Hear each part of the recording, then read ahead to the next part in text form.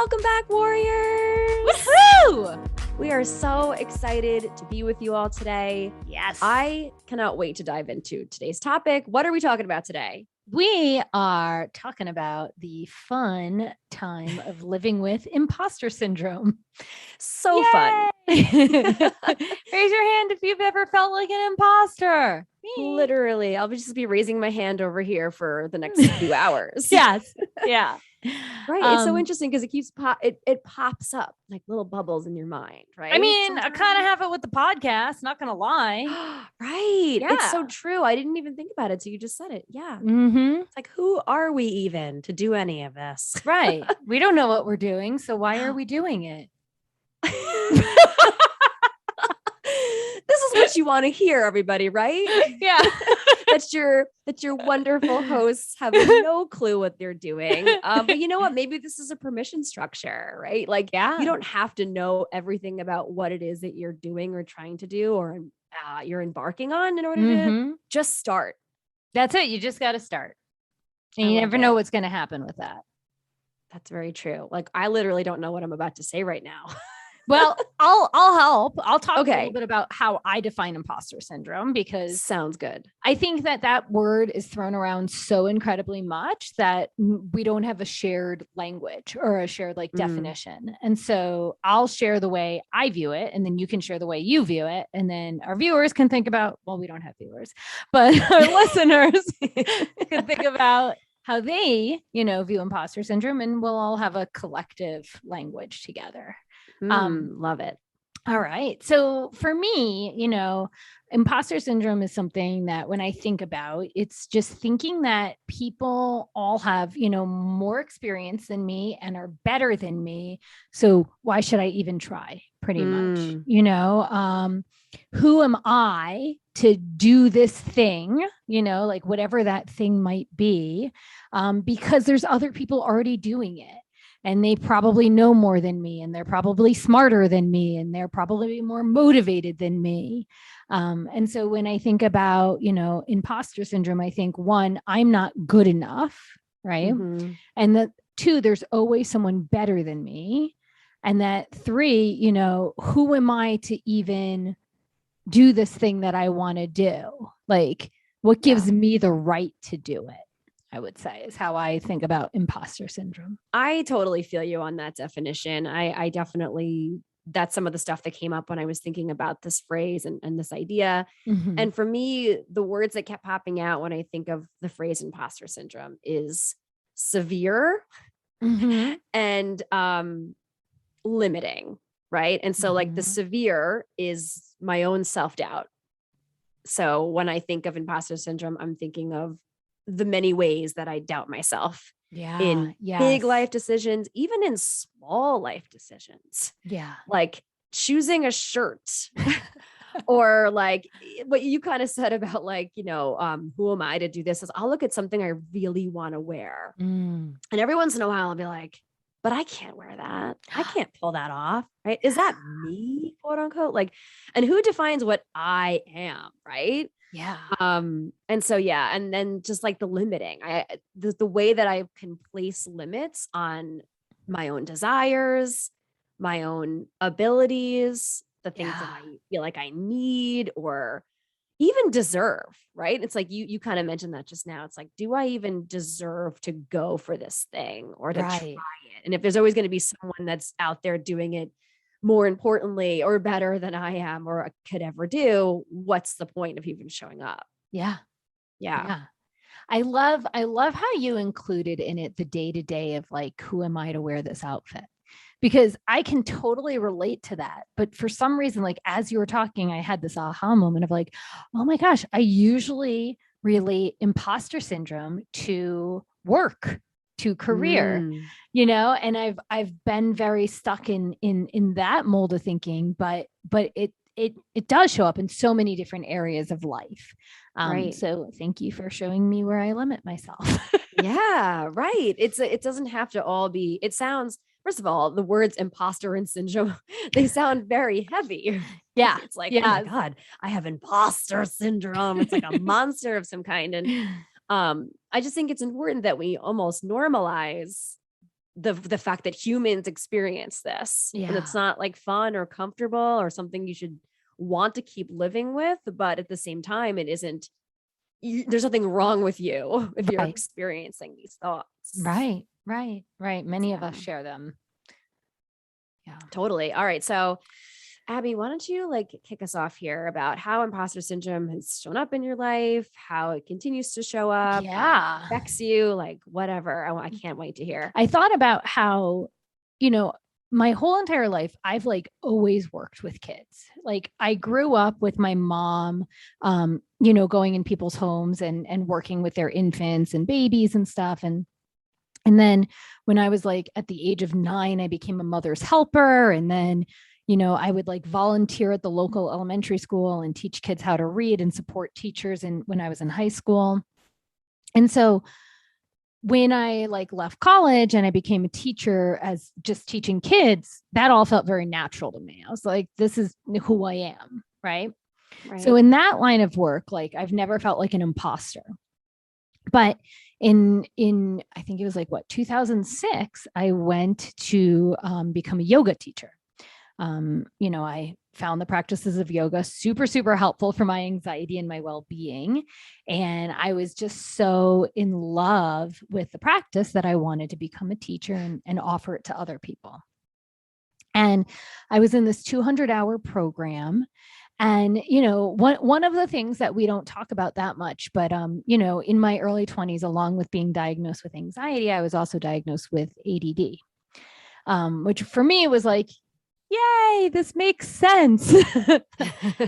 Learning and focusing tends to be challenging sometimes. And so when I was in this 200-hour program,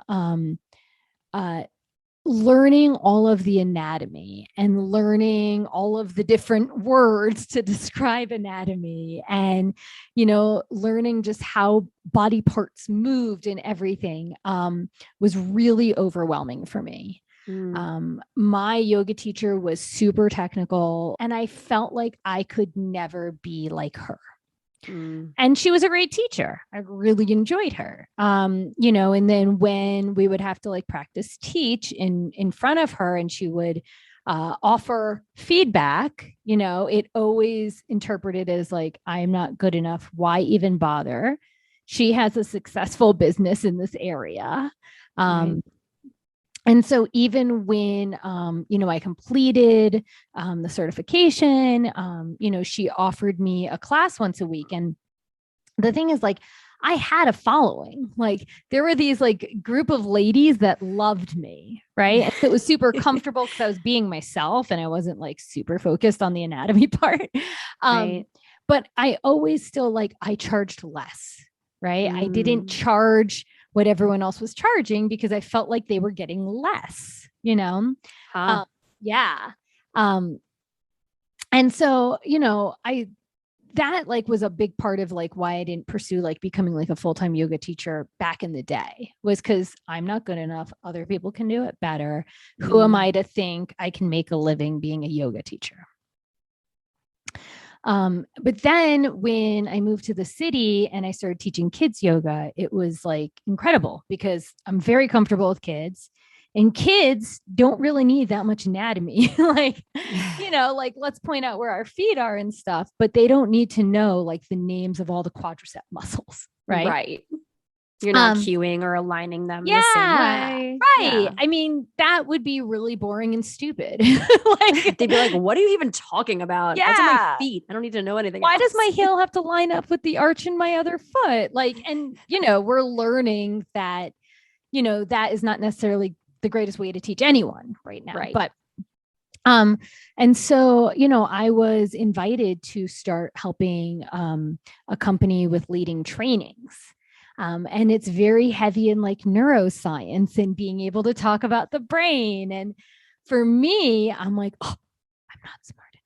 I can't do this. Like, I was studying for hours and hours and hours. And then one of the messages that I kept getting, which was feeding into, feeling like an imposter was one of the colleagues was like, you are so amazing and you are so powerful, but you're not letting yourself shine. And, for me, it's like now I'm very confused because like I thought I was trying hard. I thought I was, showing up. And then I'm getting this message that I'm not being my authentic self. And like if the people that are inviting me to, work with them say I'm not stepping into my power and saying I'm not doing these things, then like, but I think I'm being myself, like that's confusing. Right. And so, basically, I repeatedly would just just obsess about the content until I felt really comfortable with it. And I felt like I could teach it okay. And that's when I started to feel like, okay, I'm not an imposter because I was getting feedback that people liked me. They liked being around me. They liked the way I taught. And so it made me feel after enough time practicing and, that I wasn't feeling as much like an imposter. Yeah. It was really interesting, like when I think back on that, because the feeling of like being an imposter really showed up in like a lot of different ways. And so there was things that I would do where like one, I would jump through hoops to make these people happy. So they didn't think like, oh, she doesn't know what she's doing, we shouldn't work with her. Right. And the other thing is like I had a lot of language tics. And so when I first started teaching, I would like seek reassurance that people understood what I was saying, or people, were learning what I was teaching. And so there was a lot of ending my sentences with, you understand, right? Right. Can you, and so there was all of this ending. I do that all the time, by the way. Oh my gosh. I mean, I still do, but it's seeking reassurance. Like I realize like if I don't put a period at the end of my sentence, but I put a comma and a right, I'm in that, I'm seeking that validation. Like, hey, we're all in this together. You believe what I'm saying. Right. And so, basically, what really helped me like feeling like not an imposter anymore was one, noticing like these little like deeply unconscious tics and starting to practice just like finishing my sentence and sitting in that discomfort, but being okay with it. And then the other thing was, I studied with Leslie Kaminoff and Amy Matthews, and I've mentioned them before, but they give you permission to just explore what it's like to be in yoga. So I could get over the deep insecurity that I don't remember all the names of the muscles and how the muscles move and this and that. Like, they're like, there's no right way to do yoga. It's all an exploration. And then the final thing for me when it came to like leading these trainings was, it was a lot of content.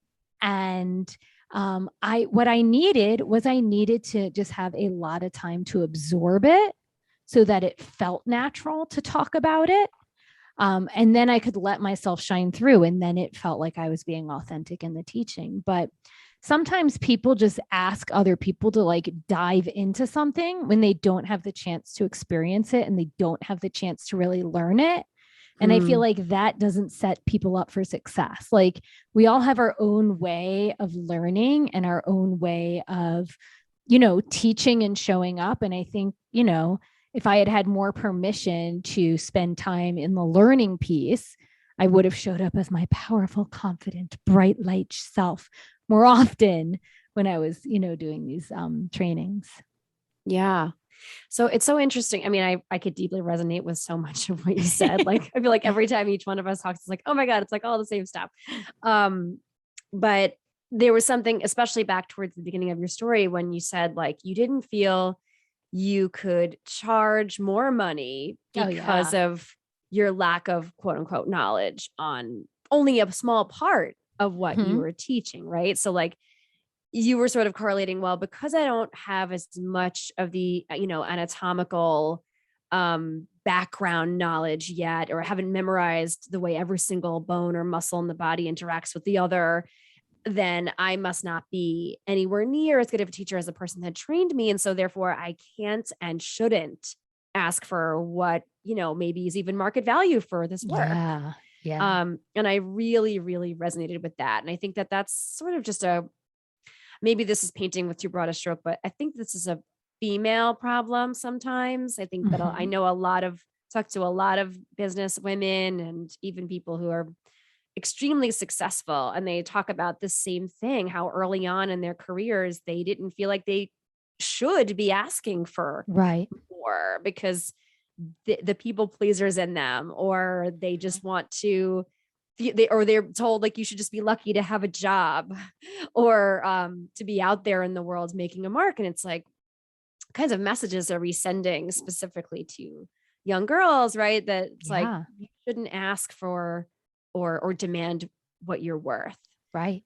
So I really resonated with that part. And just kind of what you said about like once you hit a wall, you'd want to stop, right? It's like you hit Mhm. a wall and you're learning, or maybe the way that teacher is teaching you something, it's just not jiving with the way that your learning styles need to hear things. Right. And it would cause you to just like hit that wall and be like, well, that must mean that I'm not good enough. Like I Yeah. really, really felt that. Why am I even doing this? Even though I Right. love it. So the love pushed me forward, the joy pushed me forward, but there Thank was a lot of goodness. like doubt and questioning. And, you know, there was one thing I had this like aha moment, and I can't remember what the book was.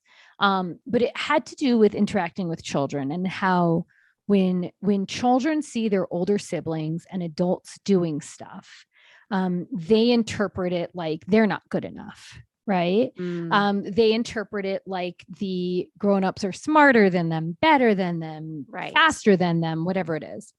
And the reframe was to tell children, I just have more experience than you. I'm not Right. smarter than you. I'm not faster than you. Like the Uh, growth mindset. yeah, exactly. So maybe it was Carol Mhm. Dweck's book, right? Probably. Uh, Yeah. Subconsciously. Yeah. but when I started really saying that to a family that I nannied for the younger sibling, I started to really understand it from me.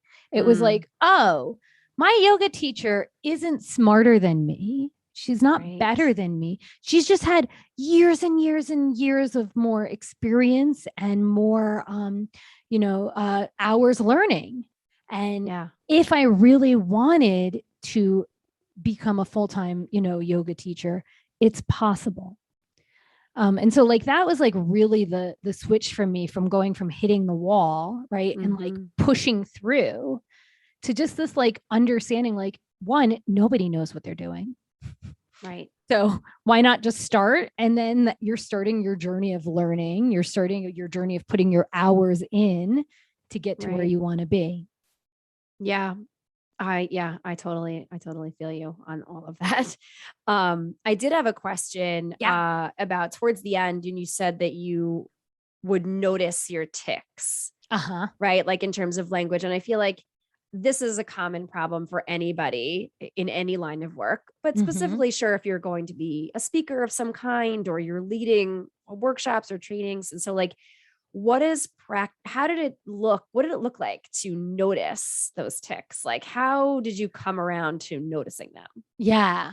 When I started to think about like, how am I dimming my light? And, what's making this situation different than in other Yeah, because situations? that could be a really broad statement, Yeah. right? Like, what is dimming? Like when you said it's like you're not fully shining. It's like, well, was there any additional feedback with that sentence? Because it's like that could mean so many different things Right. to a variety of people. Right. And what I didn't know at the time was to ask, what do you mean? Yeah. Right. I was just Right. thinking like, oh gosh, I'm not being bright enough. I'm not being Right. enough like this person. Right. I thought I had to be like that person rather than being me. Um, but some of the things that I did was like I recorded myself. It's Okay. terrible practice to watch, to record yourself and then listen and watch. But I Yeah. saw what I was doing. I saw my like go-to moves to like, be cute so that you'll like me in case what I'm saying isn't smart, like Huh. yeah. And so when I became more aware of that, then I was more aware of sitting in a more confident position, relaxed and comfortable, but I wasn't like hunching my shoulders forward and lifting them up by my ears and smiling, and Right. and then I really practiced speaking slower to notice when those tics wanted to come. And so when I slow down my speech, I have less tics. Yeah. Than when I'm just like in the flow. Right. Yeah. Cause I mean, there is somewhat of a difference between like when you're just having a normal conversation with a loved one or a friend, a confidant, and when you're trying to impart information or something. Yeah. So interesting. It sounds like it might have been some helpful feedback for you. Yeah. At least in your terms of your own teaching and becoming not feeling like an imposter anymore. Right. Because then you were like, oh, all right, well, if that's what it means to not dim my light, right? To pay attention to the tics that I might have, the verbal stuff, the body language. Well, now I have that information and I can do something about it constructively. Yeah. Right. Right. It's, it all stemmed from me trying to keep myself safe. I didn't want people to know that maybe I don't know everything, right? Like, in reality, what everyone wants is for you to be like, tell me you don't know everything so I can feel better about not knowing anything. Yes. And that's, that was like when I started to shed away that layer of imposter syndrome for that particular point in my life, it still shows up.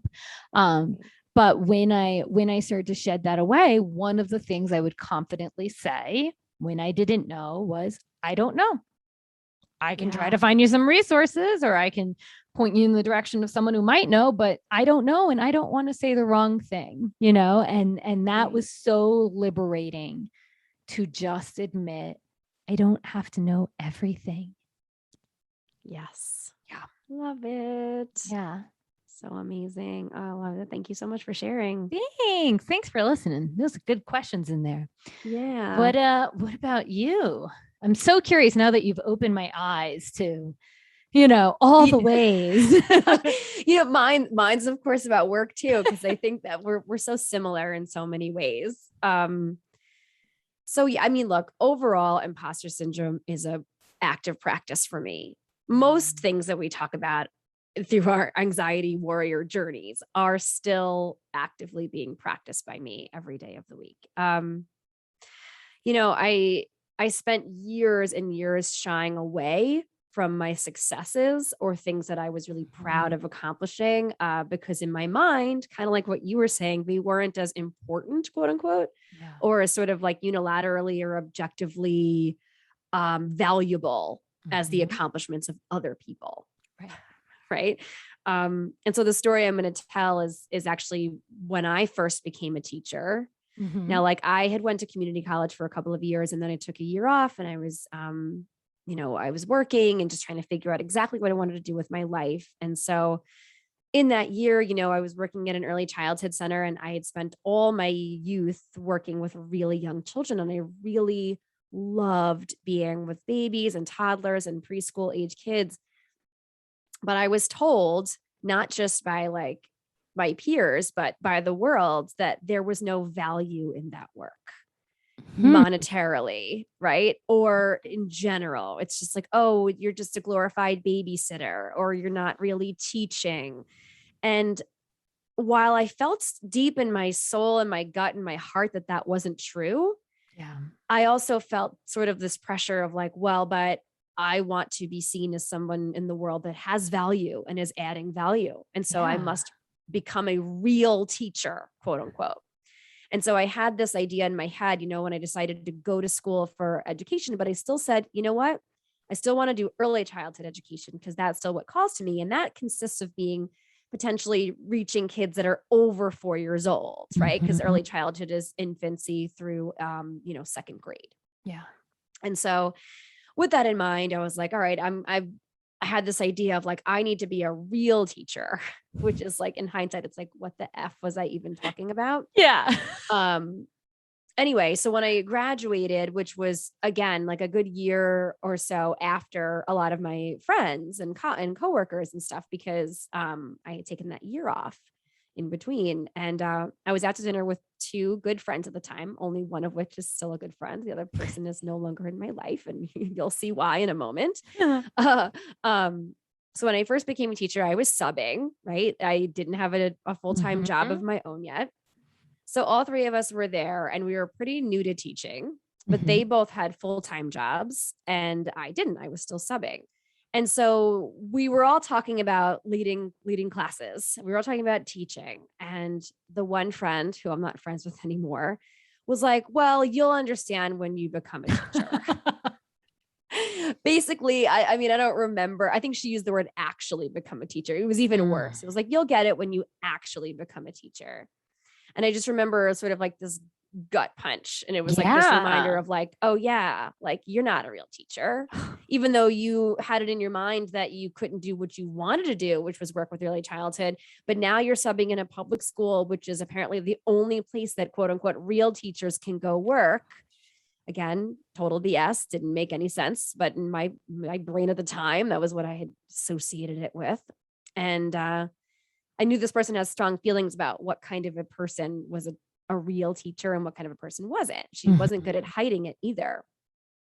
And my other friend, who I'm still very good friends with, turns to her and goes, what are you talking about? Hey, she is a teacher. Like almost like, how dare you, right? And in that moment, though, I was completely silent, which we know I'm not a silent person, but like it felt like a gut punch. The one person gave me. And then my other friend was like, what are you talking about? Like, who are you to even blah? So she had my back in a way. And that kind of snapped me back into like the present. And I was like, yeah, like, what are you talking about? Or like, she almost like, because she had such a visceral reaction to what was said. And I was sort of just like, not even in my body anymore at that point. Yeah, but that seed though was still there. Now that seed was planted, right? Like even though I was able to bounce back in the moment and like playfully fight back with this person who of course she was like, oh no, she's like, I was just, I didn't mean anything by it. And her thing was very like, I never mean anything by it. Like, don't take what I say with any reality, which it's like, how am I ever supposed to trust you if you're always going to be talking like that? Right. And then like backtracking the moment someone like takes it, calls them out. Yeah. Yeah. Right. But it just kind of reaffirmed this idea of like, oh, you're not good enough. Yeah. You're not enough. What you're doing, you're less of a teacher because, you don't have your own classroom yet. Yeah. So that there was that. And and like I said, sort of before about the way society treated early childhood teachers, I felt like even though that's what my gut was calling me to do, that it wouldn't be enough for other people. Right. Not really me, but I was more concerned about other people or feeling like some kind of a fraud in the profession if I didn't become the type of teacher that my peers at the time, or at least the few of them that are again no longer in my life, viewed as being quote unquote real. Right. And in my body, this felt like a sinking pit in my stomach. It felt heavy, exhausting, and it just made me want to give up, like kind of like what you said. Right. And then I just tailspinned into keeping myself from jobs and opportunities that were actually calling to me, but because they weren't conventional, quote unquote. Even though I was drawn to them, I was limiting, like, no, don't do that because you have to hold out for this. You have to hold out for that other job, that other thing, or don't worry, it'll happen at some point. You just keep going and fighting for it, even though your gut tells you it's wrong. It's not you. And so this aha moment for me was like, oh, wait, I'm not conventional. I'm unconventional. And I wish I could remember the exact moment and I can't, but I do remember the word unconventional. And maybe I heard it somewhere or read it somewhere, but when I had a moment of self-reflection around that time, and it may have been when I was offered a specific gig that just sounded so wonderful. It was a head start and I really, really wanted it. And I was like, but am I going to tell myself, no, you're not going to be a real teacher if you take that job? Or do I tell myself, but this feels right. And even if it's quote unquote unconventional, you're not conventional. And that's pretty cool. Right. There's something special about being unconventional. And you don't want that sort of boring, red taped, bureaucratic environment that comes with leading in a public school. Where there's no play, there's no autonomy. It's endless streams of rules and do this, do that, and conformity. They are glorified babysitters in public schools. For I mean, real.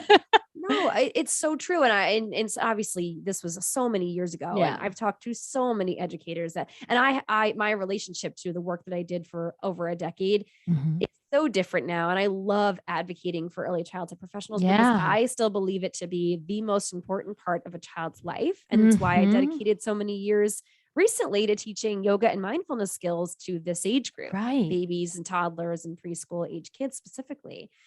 Um, yeah, so that was kind of like my my aha. I mean, I always felt disconnected and riddled with Right. anxiety, and now all of a sudden I had this job that I really wanted, and I was super happy, and I felt good in my body, and I was able to be. I always felt like the imposter when I was subbing in the public school. Mhm. And then I stopped feeling like an imposter, and I was able to sort of, like you said, I was able to shine and be my true authentic self. I wasn't acting Yeah. when I was at that job. Right. And so that made all the difference to me. In those smaller, unconventional environments that really suited me. I thrived so much. And so that was a practice for me, just being able to say, where are you thriving? Right. What feels right in your body? Yes. What is your heart telling you is right? Forget about what everyone else thinks is true or right or correct, because none of that is true if it's not true for me. If it's not true Right. for you, it's not true.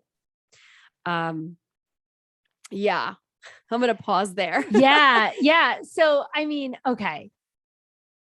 I feel like I got to gather my thoughts for a second because there's so many different areas I want to go. Like the first thing I want to say is like early childhood is so important. Like Oh, in regards to brain development, in regards to soothing the nervous system, in regards to teaching how what a healthy relationship is like that is the most important time in the life of a human right. being in what they're starting to shape in the rest of their world. So like part of me wants to get on a soapbox, but I won't do that because, um, but the other thing that really just sticks out to me is that when you felt like not in alignment, right? When you felt like you weren't your authentic self, you were doing things to meet the needs of what you felt like society was telling you to do, or your friends, or your peers, or, your community. And it wasn't until you just like said, no, this isn't who I am, right? And you decided to trust yourself and go after your passion, right? Which is not everyone's passion. Like, that's the thing. Like, working with the Yeah. youngest ages can be so challenging. And that is like Yeah. your thing, and you're amazing at it. But like, is just such, I just feel like such bravery and such just honesty, being like, I'm not the person that people are telling me to be. I'm actually this person, and I'm going to be that person. Yeah. No, that was really it. And like when I was thinking about it and I was like making my notes for the episode and this whole story, I was like, but what was the moment? What was it? And I Mhm. really don't remember. It was the aha was just a general buzz in my body around that time. It Yeah. was just why am I trying to conform Right. when I'm not meant to conform? None of us Right. are. Right. None of us are meant to conform. Right. Yeah. And I think it's just such a beautiful story in the sense that like you were seeking, I mean, I don't know if it was like external validation, right? But you were, 100%. yeah. And it wasn't until you were true to yourself that it felt meaningful and rewarding. Yes. My other question is then, so the way that you're talking about imposter syndrome, in the sense, it's like when you feel aligned with who you truly are, when you feel like you're showing up as yourself, you don't feel like you're being an imposter. But Right. so then my question is, when does imposter syndrome like show up, like with the putting on the outfit, or like, do you Yeah, still notice it popping up and stuff? I do. It pops up like I said at the top, everything that we always share. This is part of the reason why we pick these topics. It's Yeah. because it's like it's still generally true for us, at least in some form or another, even if we have a handle on it. So some of the ways that it shows up now is when I receive, and it showed up then even too, when I receive compliments, Mm-hmm. that is hard for me. Mm. I don't know why. And I think it's partially because I grew up around people that always, I don't know if it's that they felt the need to deflect their own successes to sort of the community success as opposed to just their own. And I sort of always found a lot of appreciation in that.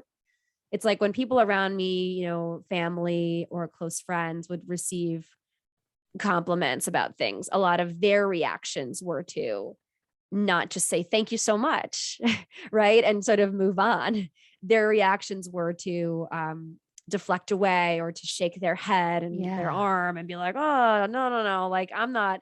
And it was those reactions that stuck with me from childhood. And so I always felt super uncomfortable in my body, you know, like when I had shared in a previous episode about I was, you know, myself and my teaching assistant were recognized by the government that had come in to basically look over our Head Start and make sure everything was running the way it is and assess our program and its, you know, its value. I received this like little award, and it was at our next, you know, professional development meeting that this whole, like, our director stood up and like presented us with this thing at the end of the week. And my immediate reaction was to like make a joke about it or to become like snarky, because those are some, you know, I like to be silly and funny, and I felt uncomfortable accepting something that I didn't feel worthy of, or was like, well, how am I any better than any of the other teachers or any of that? And so but that's kind of stands out. But generally it's like, if someone says you're a wonderful kids yoga teacher, or my kid loves you, or they love my book and they say, I'm really proud of you or something, it was always a struggle. My instinct to deflect, change the subject, say no. And then, or even tout the creations of other people, right? Which is just another form of avoidance and deflection. So my practice now is to just kind of like actively listen to whatever the person is saying. And how I actively listen is I make sure I'm making eye contact. I don't allow myself to look away. Like, I know my gut, my instinct wants me to look away from them and just sort of like smile and look around the room or whatever, but look straight in their eyes, listen actively to what they're saying, and say, thank you so much. That means so much to me. Yeah. Right. And to really show gratitude for their praise or their, you know, kind words or whatever. And sort of not allow the, well, but who are you voice to even enter. Right. And I find that once I stop that voice and I just say, thank you so much, I feel better. Yeah. And then I can actually enjoy some of the pride and being in the moment with it. And another thing I do, and we know that I do lots of reading and writing, and that's one of the ways that I connect and ground to my experience. I make a list every day, usually in the evening, of 3 things that I'm proud of that I did that day. And they could be really simple things like, I folded my laundry and I committed to doing that today because I have a hard time sometimes. I'm like, oh, you know, and so if I got it done on the day I said I was going to get it done, that's a proud moment. Aww. And so like whatever it is, big or small, I like to write down at least 3 things I'm proud of that I did. And that's sort of become an active practice for me. It's like, I mean, but it shows up in so many ways. I'm sure for you too, right? Like comparing yourself to others on social media or just in life, you know. Yeah. I mean, starting a small biz, it's like imposter syndrome. Yeah. For real. I'm so glad you brought that up. Because it's so hard. It's so hard being a solopreneur and trying to be behind the scenes and also in people's faces. And it's so much hard work and no one talks about it enough. No. We're going to do an episode then. Anxiety around small business. Right. That's a good idea. I didn't ask you this, but how about you? Like what are some of the ways that imposter syndrome still shows up in your day to day? I mean, I feel like it definitely, like, again, you know, when I instantly think of it, it's exactly like what I said. It's like I limit myself to my work and my career. So the way it shows up, and you know, what's really frustrating is I'm a good coach. I'm good. Like I can listen to people, like I can hear like their roadblocks that they might not necessarily hear. You know, I can ask really good questions that allow people to figure out for themselves, right? Like coaching, you don't tell people what to do. And I'm a good kids yoga teacher. Like I rock that stuff too. So there's no imposter syndrome there. I've been, you know, I've put in like over my 10,000 hours in both of these. But it shows up in the small business thing. I have no idea what I'm doing at all. And I keep seeking all these other like experts to help me in figuring it out. But I think just like everything else, it's about time, and it's about patience, and it's about knowing that in some ways none of us know what we're doing. So like, Yeah. I don't have to post on Instagram, 3 posts a day, like I don't have to do that. That works for some. It doesn't mean it works for all. But yeah, it really just shows up in like my work life, but in the starting of the small and the growing of the small business. Yeah. Oh my gosh. I totally feel like, I mean, and just for everyone listening, Abby's a great coach. She really is. Like, I mean, and again, like you said it about yourself. So I'm obviously not blowing smoke. Like I know, I mean, you mentored me and you're an amazing, amazing mentor. And if you didn't say the part about like, I ask good questions to get people to figure it out for themselves, I was going to attest to that because it was as if like you were mentored me, but I was asking myself all the reframes because you didn't allow me to sort of like take the back seat in the process. No, I'm not going to tell you all what to do, right. like, and that's such an important part of what you do. And I think everyone should go call Abby to become their mindset coach. I think what listening should do. Thanks. Because I just feel like everybody needs mentors too. Like, and we're both surrounded by lots of wonderful people that we know we can turn to for business advice or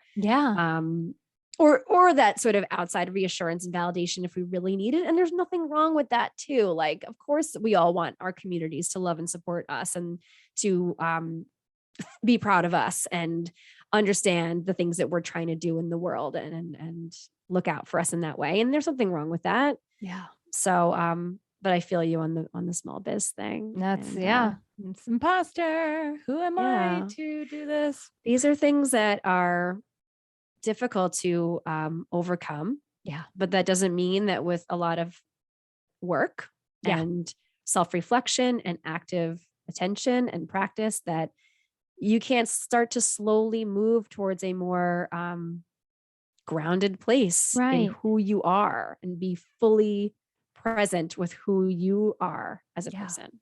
Yeah. Yeah. And ideally, you don't have the imposter syndrome, but most of us have it at some point. And then it's just like, it's putting in the time, because I feel like the more time we put into something, the more we feel like our authentic selves in it, like at some point it's like, oh, okay, I got this. I'm not an imposter. I know what I'm doing. Like when you were studying to know all those body parts and all those alignments, and it's like, well, I'm not going to feel like an imposter if I did the work. Right.